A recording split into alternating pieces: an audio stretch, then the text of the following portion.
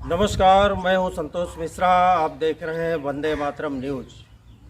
आज हम लोग कड़ा कौशाम्बी स्थित कौशाम्बी ज़िले के अंतर्गत ये कड़ा धाम है, जहां पे बाबा मलूक दास जो कि 17वीं शताब्दी के संत थे। 17वीं 18वीं शताब्दी इनका कार्यकाल रहा है।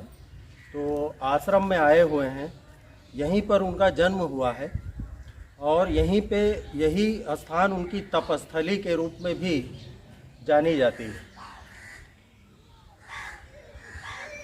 अजगर करे न चाकरी, पंछी करे न काम, दास मलूका कह गए सबके दाता राम।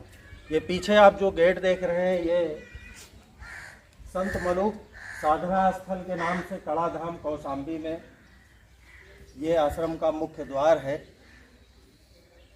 और हैं कि आश्रम में क्या क्या चीज़ें हैं और क्या क्या ज्ञानवर्धक बहुत सारी चीज़ें आश्रम के अंदर हैं, तो उनका भी दर्शन करते हैं।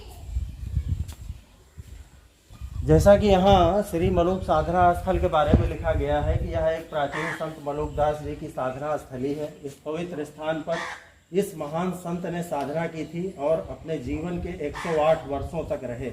उनकी स्थापित की हुई देश विदेश की अनेक गद्दियों में से प्रमुख गद्दी यहीं पर थी। बहुत सारी रचनाएं संत मलूक दास जी ने जो मानव जीवन के लिए बहुत उपयोगी है और उस काल में तो प्रासंगिक थी ही, आज के परिवेश में भी बहुत सारी चीज़ें इनकी प्रासंगिक हैं, जिससे समाज को दशा और दिशा दोनों मिलती है। भेष फकीरी जे करे, मन नहीं आवे हाथ, दिल फकीरी जे हो रहे साहब तिनके साथ। अनन्य भाव से जो मेरे पास आता है, मैं उसे कभी निराश नहीं करता। ये ईश्वर का कथन है, ये संत जी का कथन है। ना वह रीझे जब तप कीन्हे, ना आत्म को जारे।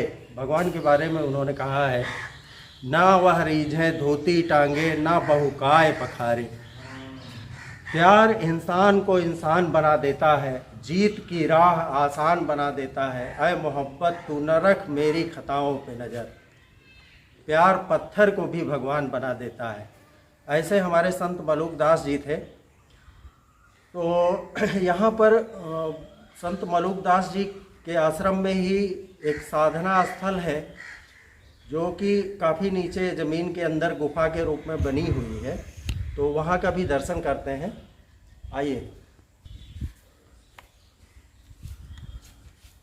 ये आप सामने जो देख रहे हैं, एको देवा सर्वभूतेषु गुणः सर्वव्यापी सर्वभूतांतरात्मा कर्माध्यक्षा सर्वभूताधिवासा साक्षी चेता कवलो निर्गुणश्च। संत मलूक दास जी की मूर्ति आप देख रहे हैं। साथ में योगीराज नानक चंद्र देव जी की मूर्ति प्रतिमा स्थापित है यहाँ पे।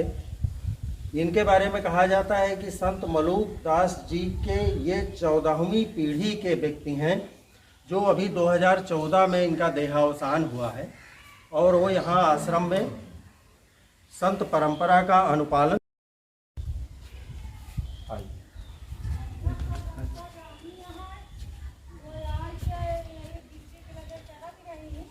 यहाँ से हम लोग नीचे चलेंगे।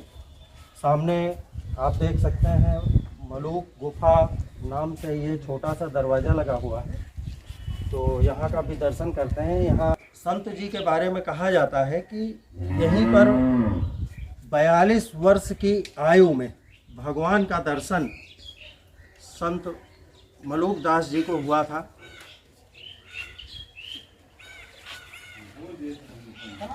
यहाँ पे ये लिखा हुआ भी आप देख सकते हैं, प्रभु दर्शन। यह प्राचीन काल का पवित्र स्थान है। इस गुफा में संत मलूक दास जी ने प्रभु का दर्शन किया था। जो भी आगंतुक दर्शन करने के लिए आएंगे, गुफा में बैठने से शांति मिलेगी। यहाँ साधना स्थल है। तो आइए, ये ध्यान कक्ष है, इसमें कुछ देर ध्यान के लिए शांति से बैठें। आपको अपूर्व अनुभव होगा। यह स्थान ध्यान की दिव्य तरंगों से अच्छा आच्छादित है, इसलिए इसके अंदर किसी प्रकार की बातचीत या शोरगुल सख्त मना। तो हम लोग सीढ़ियाँ उतर करके नीचे साधना स्थल की तरफ जा रहे हैं। ये महान संत मरुदास जी का साधना स्थल है, आप देख सकते हैं। यहाँ भी बहुत सारी रचनाएं जो बाबा जी ने रची हैं वो यहाँ पर लिखी हुई है। देश फकीरी जो करे मन नहीं आवे हाथ, दिल फकीरी जो करे साहय दिल के साथ। दीनदयाल जब से ये में कुछ ऐसे बसी है, तेरे कहाए के जाऊं कहाँ तेरे हित की पट खैच कसी है। माला जपो न कर जपो जिभ्या कहो न राम, सुमिरन मेरा हरि करे मैं पायो विश्राम। संत शिरोमणि बाबा मरुदास जी की तस्वीर आप देख सकते हैं और यहीं पे बाबा जी साधना किया करते थे।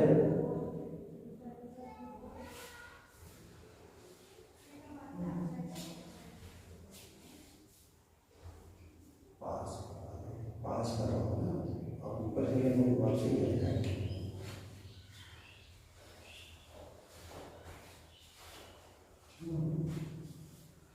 अब हम लोग यहाँ से वापस फिर ऊपर की तरफ चल रहे हैं, तो आइए ऊपर आ गए हैं। अभी ये सामने राम दरबार बना हुआ है और हनुमान जी की मूर्ति भी सामने हमें दिख रही है, तो यहाँ का भी दर्शन करेंगे। ये भी आश्रम के अंदर बना हुआ है। ये आप देख रहे हैं दिव्य मूर्ति श्री हनुमान जी महाराज की, और सामने आप राम दरबार माँ सीता सहित लक्ष्मण सहित राम दरबार का की मूर्ति, भगवान राम का दरबार सजा हुआ है और बहुत ही सुंदर बनाया गया है।